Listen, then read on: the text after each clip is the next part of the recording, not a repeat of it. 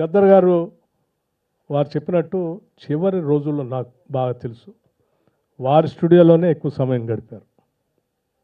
అక్కడ అనేక రకాలైన ప్రయోగాత్మక పాటలు కూడా వారు పాడారు. దాంట్లో వారు రికార్డ్ చేసి రోజుల తరబడి వారితో మాట్లాడుతూ గడిపినటువంటి రోజులు కూడా నాకు ఇంకా బాగా గుర్తు.